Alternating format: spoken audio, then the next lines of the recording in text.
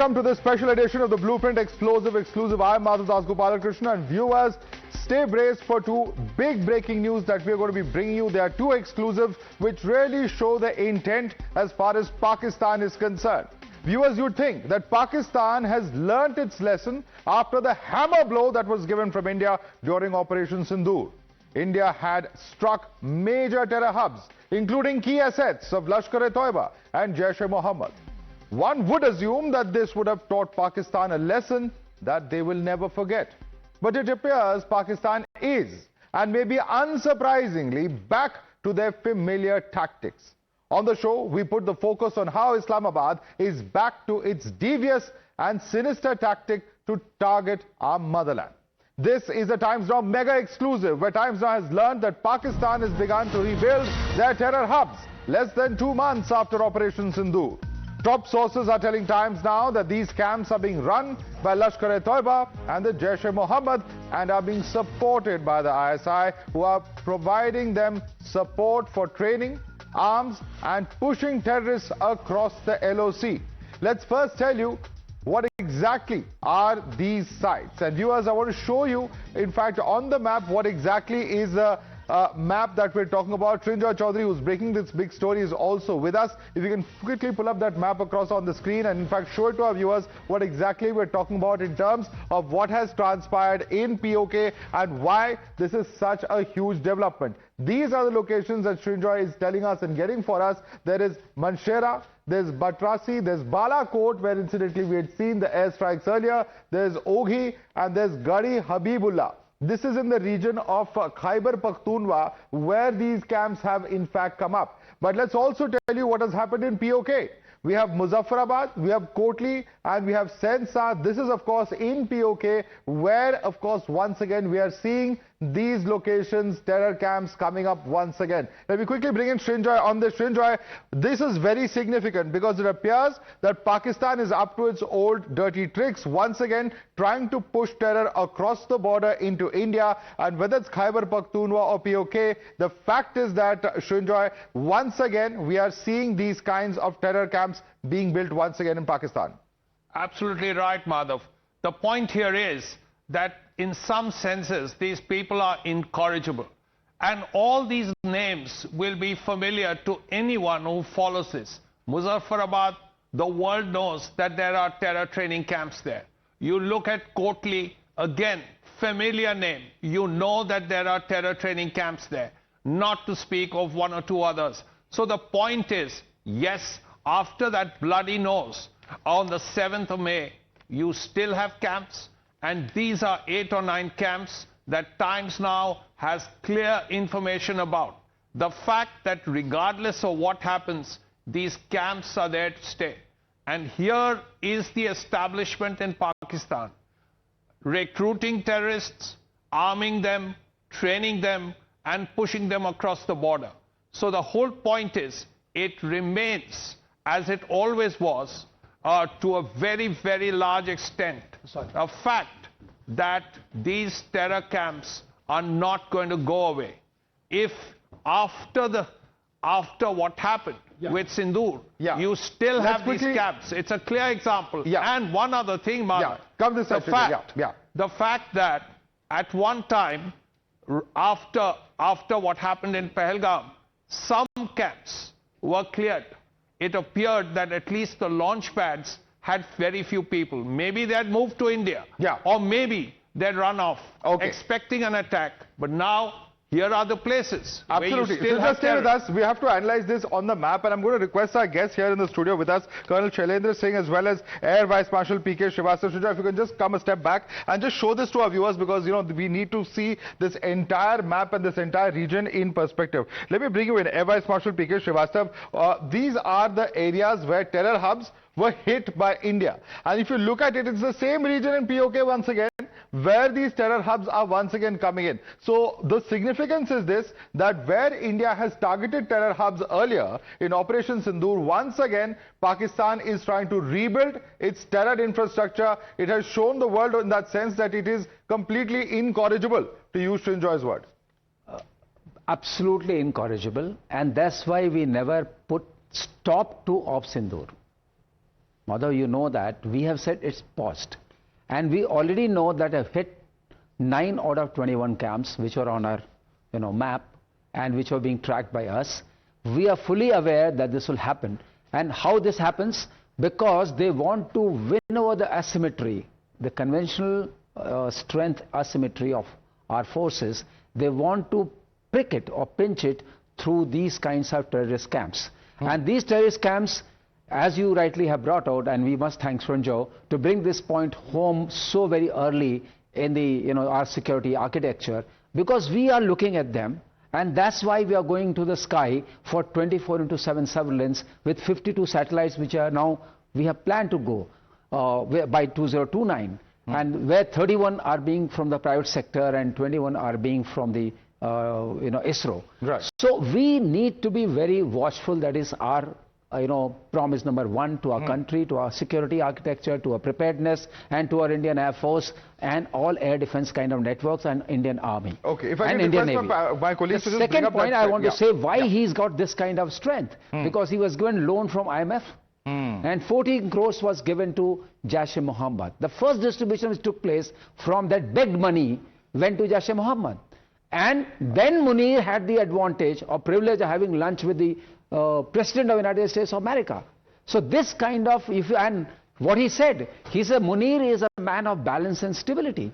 If you get this kind of backup, yeah, that's what he said. That's what President Trump said. This is the stability. So this is what stability is all about. And you brought it out and let the whole world see what it is about. Stability and the balance. Let me bring in Colonel Shailendra. I'm going to request my colleagues to just bring up that other graphic that we put out on the basis of Srinjoy's information. Colonel Shailendra, just look at this. This is, of course, Khyber Pakhtunkhwa. 4 new camps that have come up here, including Balashot. Balashot, which we, of course, all know struck earlier. And in POK as well, 3 new camps. The big question is this, that ultimately, yes, Operation Sidnoor is still on. It is still active. Of course, our forces are vigilant. But why Pakistan needs to do this or tries to do this every year, is in the peak of summer when the mountain tops, the ice is melted, and the passes make it easier for them geographically to push through all these terrorists through those difficult mountain passes. Explain the geography and explain the timing of all of this to our viewers. Jai Hind, Namaskar. Let me tell you, there is a very beautiful saying, and especially when it comes to Pakistan. जो बार बार गिरकर भी ना समझे, जो बार बार पिटकर भी ना समझे, उसी का नाम पाकिस्तान है. If they think that yes, creating 8 more, 9 more camps, if they think they can create, you think we can't trace them? One. Number 2, I think they are forgetting that the Operation Sidnoor is only on a halt. It is not over, this operation. Now you are giving us another opportunity, and you will see, you see, their bread and butter is actually not their Air Force, Army or Navy. Their bread and butter is this. ISI bread and butter is this. Army, I dare say, they don't support financially these organizations. These organizations financially support the journals. That is why this is happening. Otherwise, on one side, you say your country doesn't have money and you want to spend money on this. What is 9 camps if it is to you? This time you will see, not only these 9, another 9 will also be brought down. As far we know what is where. They had 24 camps. We know that. Not that we don't know it. But we have chosen. We have chosen convenience. We have chosen targeting. We have chosen precision. And with the kind of precision attacks which is now possible, this activation is going to be a very distant dream. Okay, from each one of that, they will send out 100 terrorists. We will allow them to cross. This is a India which is post 6th and 7th June. This is a different India now. After 22nd of April, the things have totally changed. We are going to not only strike them, we are going to strike them deep. Okay. And you will see it happening, that very soon it will happen. What passes you are talking about? If they know that a pass will open, you think I am going to stand stupidly and say, no, this pass is not going to open, and they will not come through. Let me tell you, please try these passes now, and you see the way you are hit. and you are hit hard. Okay, Sindoor, the most important thing that, is a takeaway from all of this is that, yes, we know where the terror camps are, we know how the infiltration routes are, and India is not going to take this lying down this time around. What really will India's response be in a situation like this? Are we, for instance, going to look at a situation like during Operation Sidnoor, where one fine morning we found over a dozen of their terror camps were completely obliterated? Is that what India is planning for? How are we going to use this information to India's advantage? Well, first of all, this is something that the Indian government knows. Sources in the Indian government make this very clear, that these are the camps that are still there. Now, the question is, while these camps are there, what is Pakistan going to do? What can Pakistan do? Because, as the Colonel rightly said, we are not going to wait. We know where these camps are, but we will be very vigilant, and we are very vigilant on the line of control. And if there is any movement, whether it's the passes, whether it's the forest, whether it's anything, now it's getting to a stage when we can pick up movements. Also intelligence. There are intelligence reports which are phenomenal, which say that here are these terrorists, 5 of them of this group, and they have a guide called so-and-so from so-and-so village, and they will be coming via this route, X and Y and Z, right up to the line of control, and then coming in to this place. So if we know all this, then we can take serious action if there is any attempt to infiltrate. Right. Lieutenant General Sanjay Kulkarni also with us. He's a defense expert. Lieutenant General Sanjay Kulkarni, the big question that many will be asking is that A, Pakistan, of course, it now believes that it has the resources, is once again rebuilding on this terror infrastructure, and with a person like Asim Munir at the head of the Pakistan army now as a field marshal, no surprises that this is what they are up to. The big question is, will they dare once again cross the LOC and try and create havoc? Because this time round, India's response will be that much harder. Thank you, Madhav. Yes, definitely. See, leopards don't change their spots. And if they're expecting Pakistan to change, no way. Pakistan will continue to do what it is doing, part an instrument of state policy, and now it feels more emboldened with the kind of support it has got from the United States and also from China. So there is no question. And all these terror camps along the LOC will find it prevalent, even though Operation Sidnoor has just been halted, but that all is definitely means what we stated very clearly, that it is any terror act from across the border will be seen as an act of war, and therefore retaliation is bound to be there, and we have to be proactive. There is no question whether Pakistan feels emboldened with the support of the United States or the kind of loans or aids and whatever it is. Pakistan has to be hit hard every time. That is the only language that they understand. If you're expecting them to change or if you're expecting them to behave, no way. No way Pakistan hasn't behaved from since 1947. You're expecting too much. In Pakistan occupied Kashmir, we have to hit hard. There is no denying the fact. And every time, and even now, when that Arif boy has been caught and who's been now questioned, and those four Jaish-e-Mohammed chaps who jumped down the cliff and ran away, and the drone. Right, hold on to your thoughts there, General Kulkarni, because there's one more breaking news that's coming in on the show. I want to put the focus now on how Pakistan is not just rebuilding their terror hubs and, of course, is trying to find new ways to spy on India and extract crucial military secrets of the Indian Defence Forces. Pakistan's now trying and failing in their methods to access critical military information and deployment data. Viewers, this is a massive Times Now exclusive. We have accessed details of the Delhi Police Special Cell's investigation, which shows how Pakistan's ISI has used a Nepali module to target India's most sensitive military installations and carry out espionage activities.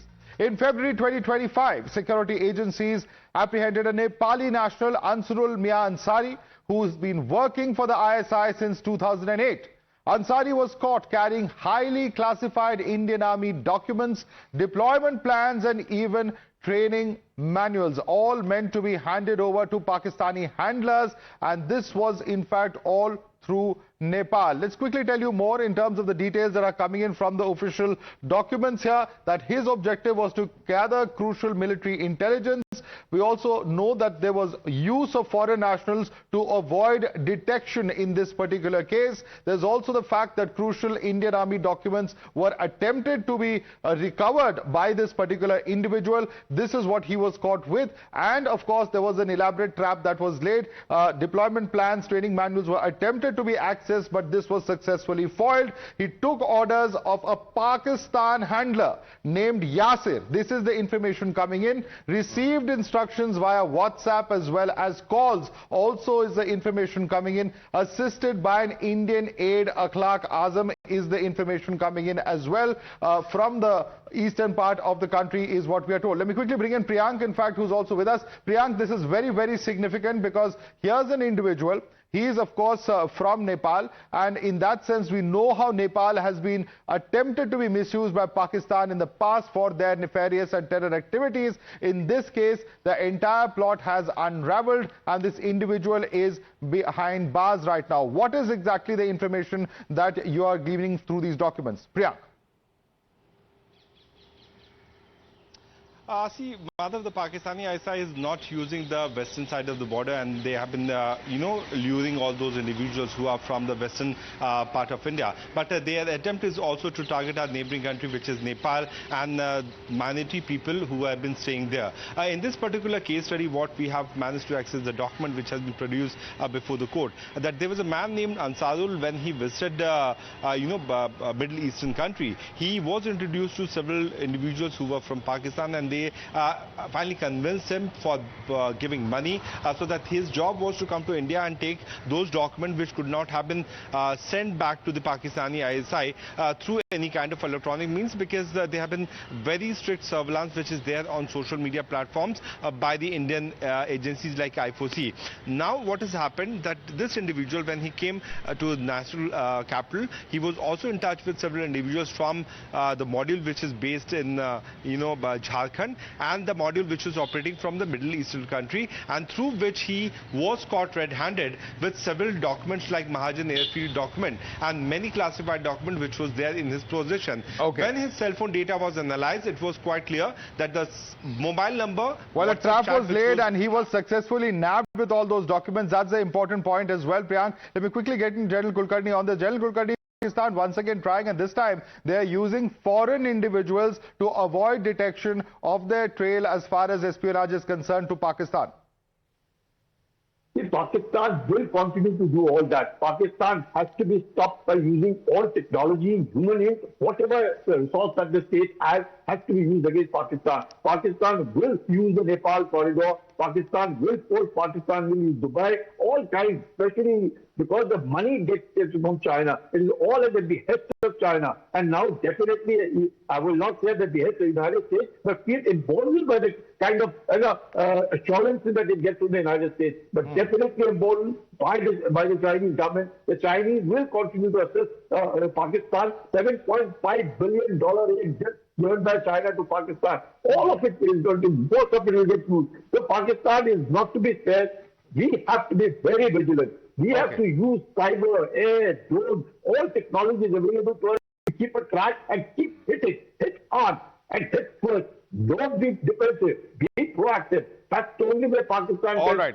actually General, hold on to that thought. Sridhar, this is the first time Nepal is being used. You yourself have extensively covered IC-814. It was completely, the misuse of Pakistani territory that helped them to actually attempt even that hijack. First of all, the border is very porous between India and Nepal. Now, something has to be done one day.